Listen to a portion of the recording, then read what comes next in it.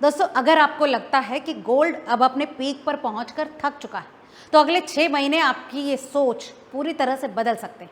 क्योंकि इस वक्त दुनिया के सबसे ताकतवर सेंट्रल बैंक्स चुपचाप एक ऐसा खेल खेल रहे हैं जिसने बड़े बड़े इन्वेस्टर्स की नींदें उड़ा दी। अमेरिका का फेडरल रिजर्व, चीन का people's bank of China, Bharat का आरबीआई और यूरोप के कई सेंट्रल बैंक्स रिकॉर्ड लेवल पर सोना खरीद रहे हैं। वर्ल्ड गोल्ड काउंसिल की ताज़ा रिपोर्ट के मुताबिक सिर्फ 2026 की पहली तिमाही में दुनिया भर के सेंट्रल बैंक्स ने करीब 244 टन सोना खरीदा है, जो कि पिछले क्वार्टर के मुकाबले लगभग 17% ज़्यादा है। रिपोर्ट्स के अनुसार पोलैंड ने करीब 31 टन सोना खरीदा, उज्बेकिस्तान ने 25 टन, जबकि चाइना लगातार 5वें महीने अपना गोल्ड रिजर्व बढ़ाता रहा।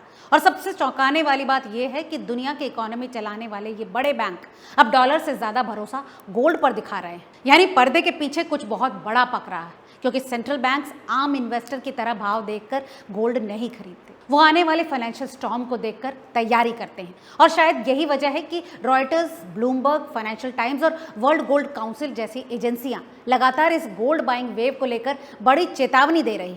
अब सवाल यह है कि आखिर अचानक पूरी दुनिया को सोने की इतनी याद क्यों आ गई? तो इसके पीछे पहला और सबसे बड़ा कारण है जियोपॉलिटिकल टेंशन, यानी दुनिया में बढ़ता युद्ध और अस्थिरता का खतरा।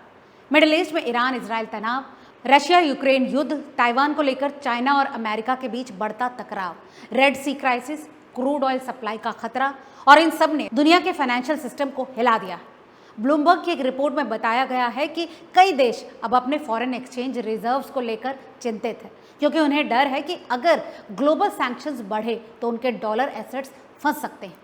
यही कारण है कि सेंट्रल बैंक्स अब तेजी से गोल्ड की तरफ शिफ्ट हो रहे हैं, क्योंकि गोल्ड किसी एक देश की करेंसी नहीं है, इसे कोई सरकार फ्रीज नहीं कर सकती। और यही वजह है कि आज गोल्ड एक बार फिर से दुनिया का सबसे बड़ा इमरजेंसी एसेट बनता जा रहा है। रॉयटर्स की रिपोर्ट के मुताबिक गोल्डमैन सैक्स ने कहा है कि साल 2026 में सेंट्रल बैंक्स हर महीने औसतन 60 टन तक गोल्ड खरीद सकते हैं, जबकि पिछले 12 महीनों का एवरेज करीब 50 टन था। और इससे पहले ये आंकड़ा सिर्फ 29 टन हुआ करता था, यानी खरीदारी की रफ्तार लगभग दोगुनी हो चुकी है। अब दूसरा बड़ा कारण समझिए, डॉलर पर घटता भरोसा। दोस्तों, 2022 में जब रशिया पर पश्चिमी देशों ने कड़े सैंक्शंस लगाए और उसके फॉरेन रिजर्व्स तक को फ्रीज कर दिया गया, तब दुनिया के कई देशों को एक बहुत बड़ा संदेश मिला था कि अगर आप पूरी तरह से डॉलर सिस्टम पर निर्भर होंगे तो संकट के समय आपकी इकोनॉमी भी दबाव में आ सकती है। फाइनेंशियल टाइम्स की एक रिपोर्ट के मुताबिक ब्रिक्स देशों के बीच भी डॉलर डिपेंडेंसी कम करने को लेकर गंभीर चर्चा चल रही। चाइना और रशिया पहले से ही अपने गोल्ड रिजर्व तेजी से बढ़ा रहे हैं, और इंडिया भी अब लगातार रिजर्व डाइवर्सिफिकेशन की नीति पर काम कर रहा है। मतलब अब सिर्फ डॉलर रखना सुरक्षित नहीं माना जा रहा। इसीलिए अब कई देशों ने तय किया है कि फॉरेन रिजर्व में गोल्ड का हिस्सा बढ़ाया जाए, क्योंकि गोल्ड एक ऐसा एसेट है जो हजारों साल से संकट के समय सुरक्षा कवच बनता आया। यही कारण है कि अब दुनिया के सेंट्रल बैंक्स गोल्ड को सिर्फ मेटल नहीं बल्कि स्ट्रेटेजिक वेपन की तरह देखने लगे। दोस्तों, अब तीसरा कारण आता है, और वो है इन्फ्लेशन और इकोनॉमिक फेयर, यानी दुनिया भर में बढ़ती महंगाई और इकोनॉमिक स्लोडाउन का डर।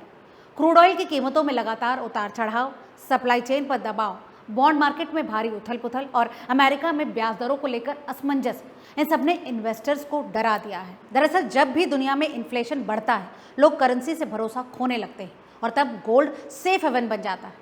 यही कारण है कि पिछले कुछ सालों में रिटेल इन्वेस्टर्स से लेकर सोवरेन फंड्स तक गोल्ड की तरफ भाग रहे हैं। सीएनबीसी की एक रिपोर्ट के मुताबिक कई बड़े हेज फंड्स भी अब गोल्ड एक्सपोजर बढ़ा रहे हैं, क्योंकि उन्हें डर है कि ग्लोबल रिसेशन का खतरा अभी खत्म नहीं हुआ है।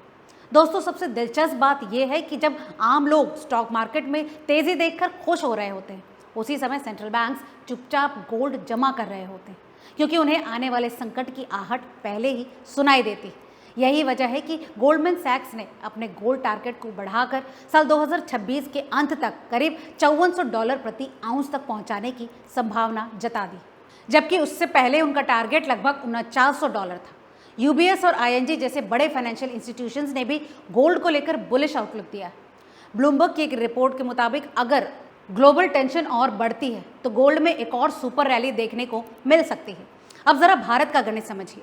भारत दुनिया के सबसे बड़े गोल्ड कंज्यूमर्स में से एक है। यहाँ शादी ब्याह से लेकर इन्वेस्टमेंट तक गोल्ड की भारी डिमांड रहती है। अगर इंटरनेशनल मार्केट में गोल्ड तेजी पकड़ता है और साथ में रुपया कमजोर होता है, तो भारतीय बाजार में सोने के दाम और तेजी से बढ़ सकते हैं।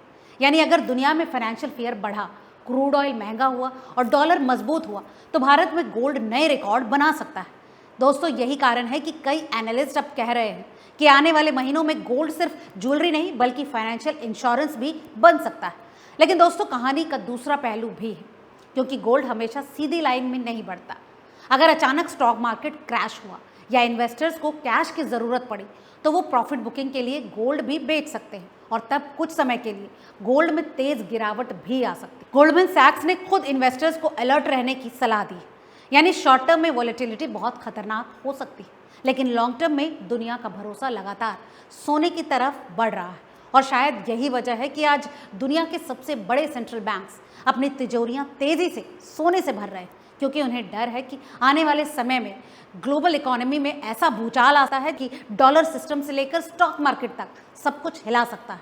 और अब सबसे बड़ा सवाल यही है, अगर दुनिया के सबसे ताकतवर बैंक गोल्ड खरीद रहे हैं तो क्या आने वाले महीनों में आम लोगों के लिए भी गोल्ड सबसे बड़ा सेफ इन्वेस्टमेंट बनने वाला है, या फिर मार्केट में ऐसा झटका आने वाला है जो लाखों इन्वेस्टर्स को फंसा सकता है? क्या इस दिवाली तक गोल्ड सच में इतना महंगा हो सकता है कि आम आदमी के लिए सोना खरीदना मुश्किल हो जाए, या फिर ये पूरी रैली सिर्फ डर और अफवाहों का बबल है जो कभी भी फट सकता है? क्योंकि इस वक्त दुनिया का गोल्ड मार्केट दो बिल्कुल अलग दिशाओं में भागता दिख। इस बारे में आपकी क्या राय है, हमें कमेंट करके जरूर बताएं। आज के इस वीडियो में फिलहाल इतना ही। इस तरह के डीप एनालिसिस वीडियोस के लिए अगर आपने अभी तक चैनल को सब्सक्राइब नहीं किया तो रिपोर्टर जी चैनल को तुरंत फॉलो और सब्सक्राइब कर लें।